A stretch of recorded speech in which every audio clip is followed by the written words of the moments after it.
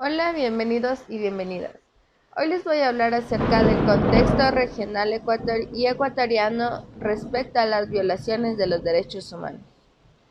Ya, para entrar un poco en contexto, les voy a contar entre Estados Unidos y la Unión Soviética se mantenían en una guerra fría.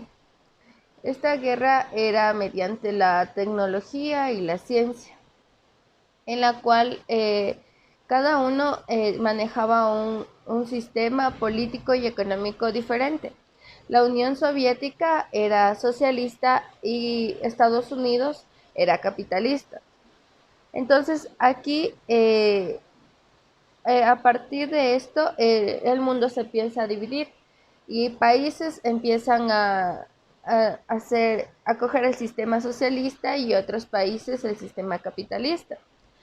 Aquí, especialmente los países de Sudamérica empiezan a seguir el sistema capitalista, ya que tenían alianzas con Estados Unidos. Y para ellos era muy importante porque Estados Unidos, al ser una potencia, importaba y exportaba sus productos. Entonces les convenía bastante.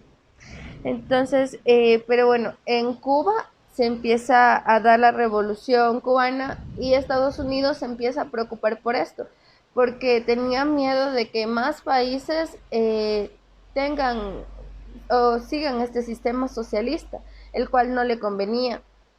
Entonces aquí empieza a unir a más países como Argentina, Brasil, Chile, Uruguay y Paraguay, los cuales quienes eran financiados y coordinados por la CIA para que no permitan el sistema socialista en sus países. Y a esto le llamaron el Plan Cóndor. Ya bueno, esto era impuesto en los países mediante las dictaduras militares. Bueno, esto se siguió dando hasta llegar a más países como Venezuela o Ecuador. Entonces, en Ecuador se dio a partir casi del gobierno de Guillermo Lara, quien también tenía una candidatura en donde era más un dictador, no permitía que existan huelgas o que los estudiantes salgan a, digamos, a protestar por los derechos o los trabajadores. Entonces, también era un gobierno muy represivo.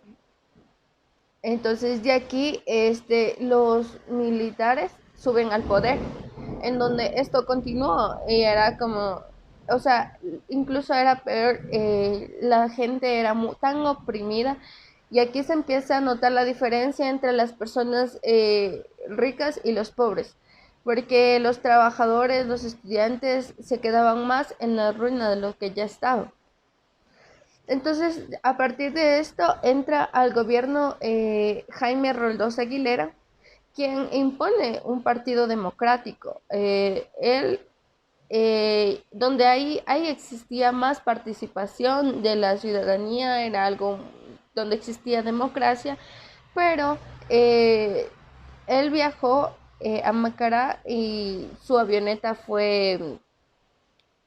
se destruyó y él murió. Entonces se dice que esto él fue mandado a matar porque ya que él no seguía con esto del sistema capitalista que era impuesto por el Plan Cóndor. Entonces que fue mandado a matar y así sube al poder León Febres Cordero.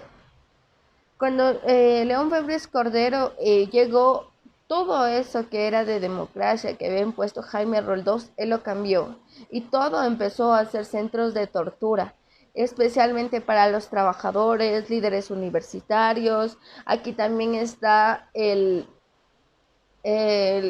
Alfaro Vive Carajo y todos los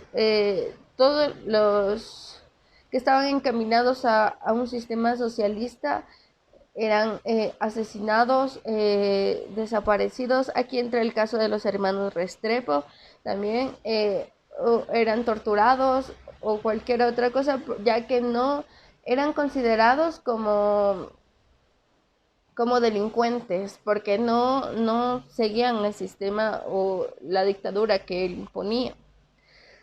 Entonces, aquí es muy importante tomar en cuenta esto, tomar en cuenta lo que ha pasado, lo que ha sucedido. Es muy importante saber que, o sea, que no estamos bien, que debemos tomar conciencia, debemos preguntarnos qué está pasando con nosotros. Es muy importante saber la verdad de los hechos y que el Estado no limpie su nombre así nomás, sino nosotros tenemos que preguntarles, o sea, ¿qué pasó? Tenemos que cuestionar al Estado, tenemos que cuestionar a los medios de comunicación y debemos saber siempre la verdad y tener esa verdad en nuestra memoria, siempre recordar y así hacer justicia, ya que hay muchos casos en la candidatura de León Febres Cordero que no fueron resueltos hasta el día de hoy, siguen ahí y han quedado en el olvido muchos de estos. Entonces, por eso es muy importante recordarlos para así hacer justicia y más que todo para que esto no se vuelva a repetir. Muchas gracias.